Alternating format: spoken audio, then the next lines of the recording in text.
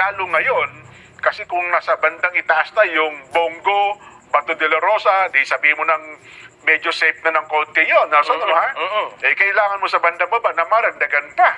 Eh, yung sa 12 natira, hindi ka rin makakasiguro na boboto lahat ng pro-impeachment yun. Pagka nandyan yung mga kasama nilang... Di ba? Sino dito ang...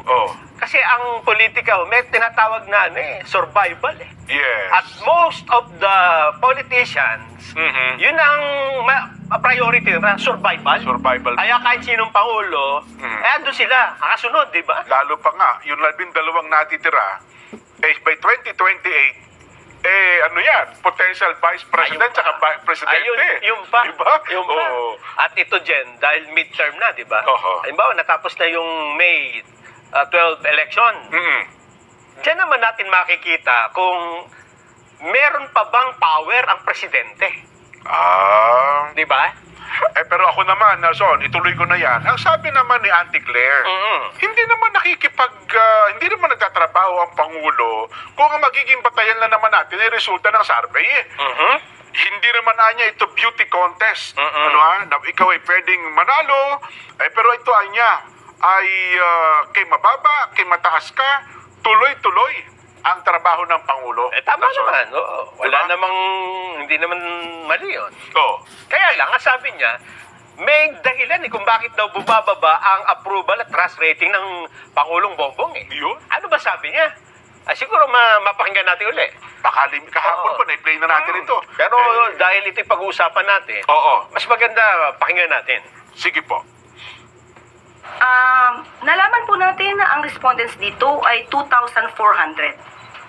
So, sa 2,400, hindi naman po ito nagre-reflect ng sentimiento ng kabuuang more than 100 million people or Filipinos in the country.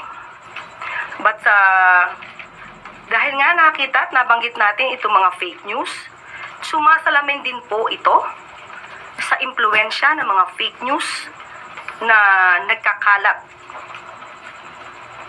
Katulad na sinabi, meron ng findings na nabanggit ang Reuters at ito ay galing sa isang Israel-based data intelligence firm or disinformation security firm.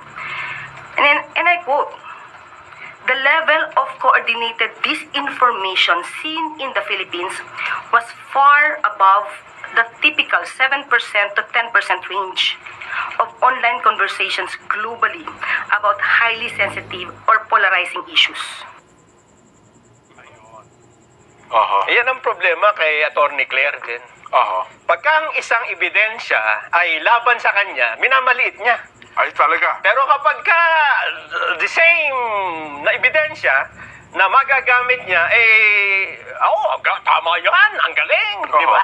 Ano ibig sabihin natin dito?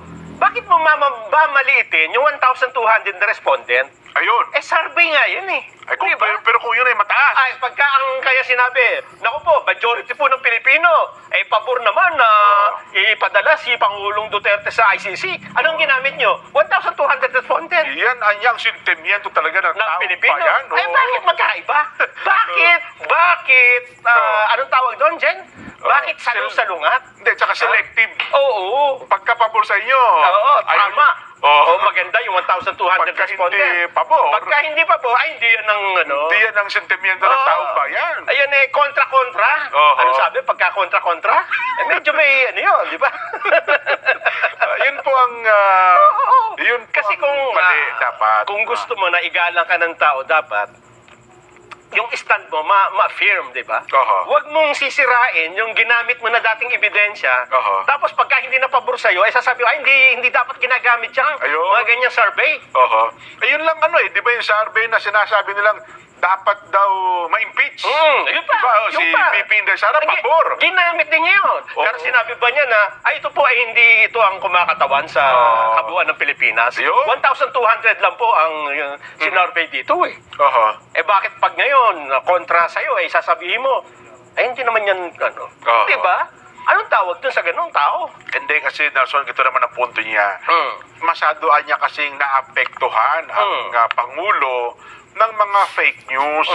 Di ba sana kung tama at least kung tama, medyo may batayan pa. Pero kung sumisiraan niya sa Pangulo, fake news, yun ang talagang nagiging dahilan kasi nagiging paulit-ulit niya sa social media ay napakalakas ng kampanya na para bagang pumapailan lang ang mga fake news laban sa Pangulong Bongbong. Kaya naapektuhan niya ang trust at approval rating ng Pangulo. Ibig sabihin, hindi nyo ginagawa yung trabaho ninyo.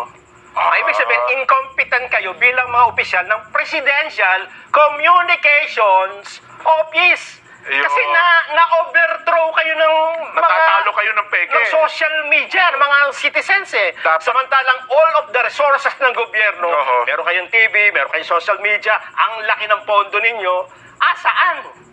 Kung yan ang gagamitin mong batayan dahil natalo kayo ng fake news, ibig sabihin lang yan, kayo ay incompetent. Anong nabibigay ng Chucky? Walang katumbas na saya. Batang Chucky, everybody's buddy. Di ba sabi nga natin, minsan talaga mahirap.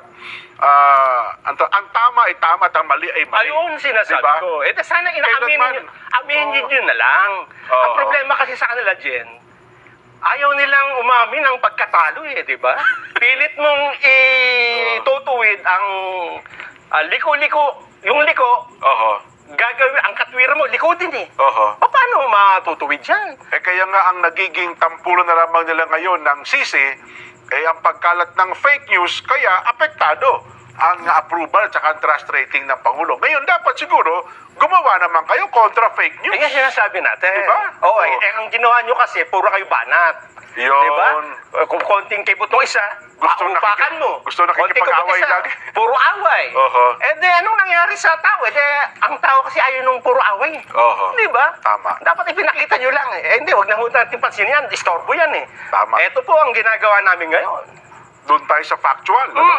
Ang tao naman, pagka nakita nila, ay tao nga naman, na-realize ay nga, no? Tama naman pala Kaya kung ako ang mag-a-assess niyan, Jen, tatanggalin ko yung attack dog ng Malacanang. Kasi hindi nakatulong. Totoo. Diba? Malaking naging damage. Damage. Sa halip na mataas ang tiwala ng taong bayan sa Pangulo. Nahila pa niyang pababa, no? Kasi siyempre, magulo na nga ang bansa. Tapos meron ka pang asong ang lakas tumahol. Di ba? Hindi makatulog yung mga kapitbahay dahil, ano ba na aso yan? Tahol lang tahol. Yung literal na aso, tinutukoy literal Ang gagawin mo sa magagalit ka nga dun sa kapitbahay mo, kahit mabuting tao yon, apektado siya dahil dun sa maingay na aso, di ba? Ayun. So dapat patahimikin mo, gawin mong bantay, maging kapakipakinabang. Yung bait ng aso na ito. Ganda. Hapos sa